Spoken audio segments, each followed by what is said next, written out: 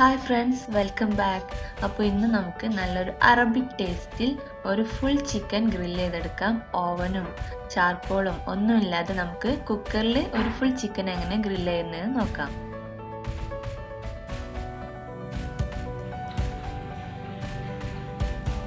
അപ്പോൾ നമുക്ക് കുക്കറിൽ വെച്ചിട്ട് ഒരു ഗ്രിൽ ചിക്കൻ എങ്ങനെ ചെയ്യുന്നതെന്ന് നോക്കാം.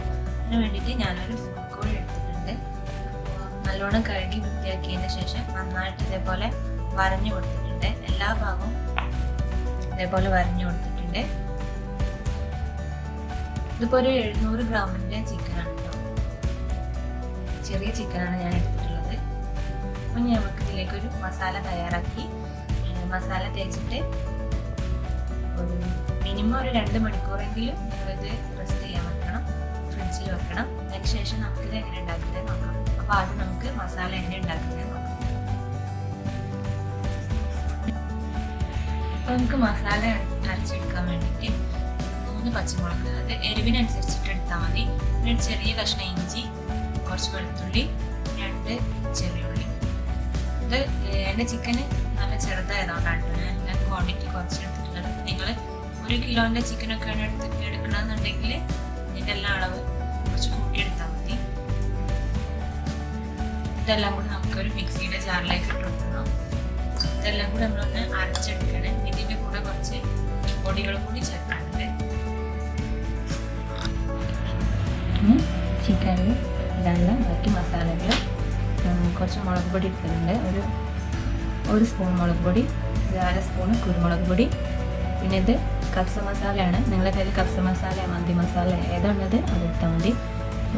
1/4 സ്പൂണ് വലിയ ജീരകം, അതേപോലെ തന്നെ ചെറിയ ജീരകം. പിന്നെ ഇത് മാഗിൻ്റെ ക്യൂബാണ്. അപ്പോൾ വലിയ കോഴിയാണെന്നുണ്ടെങ്കിൽ ഇത് ഫുള്ളായിട്ട് എടുക്കാം. ഇപ്പോൾ ഇതൊരു 3/4 ഭാഗം എടുത്തിട്ടുള്ളൂ.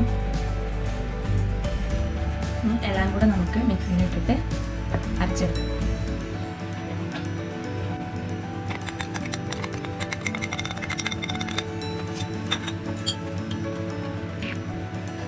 അരച്ചെടുക്കാൻ വേണ്ടിയിട്ട് ഇതിൻ്റെ കൂടെ 2 സ്പൂണ് വിനാഗിരി കൂടി ചേർത്തെടുക്കാം. വിനാഗിരിക്ക് പകരം നാരങ്ങ നീരായാലും മതി കേട്ടോ. 1 സ്പൂണ് തൈരും ചേർത്ത് വെക്കുന്നുണ്ട്. പിന്നെ ഉപ്പ് നമ്മൾ മാഗി ക്യൂബിൽ കുറച്ച് ഉപ്പുണ്ടാവും. അപ്പോൾ അത് നോക്കിയിട്ട് അതിനനുസരിച്ച് വേണം ഉപ്പിട്ട് കൊടുക്കാൻ. ഇതെല്ലാം കൂടെ നമുക്ക് നന്നായിട്ടൊന്ന് അരച്ച് പേസ്റ്റാക്കി എടുത്തിട്ട് നമ്മുടെ ചിക്കനിൽ തേച്ച് കൊടുക്കാം. നമ്മുടെ മസാല നന്നായിട്ട് അരച്ചെടുത്തിട്ടുണ്ട്. അപ്പോൾ ഞാനിതിലേക്ക് കുറച്ച് ഫുഡ് കളർ ചേർത്ത് കൊടുത്തിട്ടുണ്ട്. അത് ഒരു ഭംഗി കിട്ടാൻ വേണ്ടിയിട്ടാണ്. അതിൻ്റെ ഒരു ആവശ്യമില്ല. നിങ്ങളുടെ കയ്യിൽ കാശ്മീരി മുളക് പൊടി ഉണ്ടെങ്കിൽ അത് യൂസ് ചെയ്താൽ മതി കേട്ടോ. പിന്നെ നമുക്ക് ചിക്കനിൽ നന്നായിട്ട് തേച്ച് പിടിപ്പിക്കണം. അപ്പോൾ കൈ കൊണ്ട് തന്നെ തേച്ച് പിടിപ്പിക്കണം, എന്നാലും ചിക്കൻ്റെ എല്ലാ ഭാഗത്തും എത്തുള്ളൂ.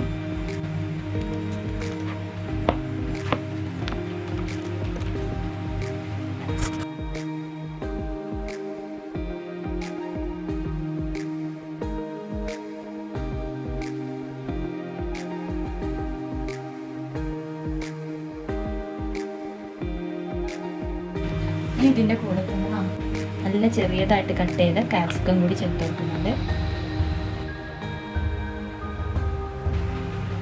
അതുപോലെ തന്നെ വളരെ ചെറിയതാക്കി അരിഞ്ഞെടുത്തിട്ടുള്ള മല്ലിയിലും പൊടിയും രണ്ടും കൂടി മിക്സ് ആക്കിയിട്ട് അരിഞ്ഞെടുക്കാം കേട്ടോ. അതുപോലെ തന്നെ കുറച്ച് ഒലിവ് ഓയിൽ, 1 സ്പൂണോളം ഒലിവ് ഓയിൽ വെച്ച് കൊടുക്കുന്നുണ്ട്. പിന്നെ അതുപോലെ തന്നെ 2 സ്പൂണോളം സൺഫ്ലവർ ഓയിൽ കൂടി വെച്ച് കൊടുക്കുന്നുണ്ട്. ഇതെല്ലാം കൂടി നമുക്ക് നന്നായിട്ട് ചിക്കനിൽ തേച്ച് പിടിപ്പിക്കണം.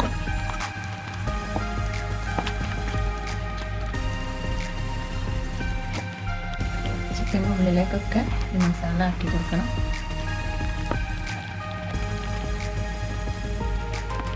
അങ്ങനെ നന്നായിട്ട് തേച്ച് പിടിപ്പിച്ചതിന് ശേഷം കുറഞ്ഞതൊരു 2 മണിക്കൂറെങ്കിലും ഇത് ഫ്രിഡ്ജിൽ വെക്കണം.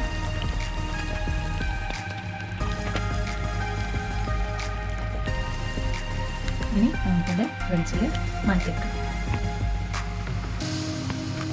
അപ്പോൾ ഞാൻ ചിക്കൻ ഒരു 6 മണിക്കൂറോളം മസാല തേച്ച് ഫ്രിഡ്ജിൽ വെച്ചതിന് ശേഷം ഇപ്പോൾ എടുത്തിട്ടുണ്ട്. അപ്പോൾ നിങ്ങൾ എത്ര സമയം കൂടുതൽ വെക്കുന്നോ അത്രയും മസാല എല്ലാം നല്ലോണം ഉള്ളിലേക്ക് പിടിച്ച് കിട്ടും. ഇനി ചിക്കൻ്റെ കാല് ഇതേപോലെ ഒരു ടൂത്ത് പിക്ക് വെച്ചിട്ട് കുത്തി കൊടുക്കുക, അല്ലെങ്കിൽ എന്തെങ്കിലും നൂല് വെച്ചിട്ട് കെട്ടി കൊടുത്താൽ മതി. അപ്പോൾ അങ്ങനെ ചെയ്താൽ വെന്ത് വരുമ്പോൾ കാലൊന്നും വിട്ടു പോവില്ല, പിന്നെ കുക്കറിൻ്റെ സൈഡിലൊന്നും തട്ടാതെ ഇരിക്കും ചെയ്തോളും. ഇനി നമ്മൾ ഒരു കുക്കർ ചൂടായതിനു ശേഷം അതിൽ എന്തെങ്കിലും ഒരു ഓയിൽ ഒഴിച്ചു കൊടുക്കാം. ഇത് ചിക്കനൊന്നും അടിയിൽ പിടിക്കാതിരിക്കാൻ വേണ്ടി മാത്രമാണ്.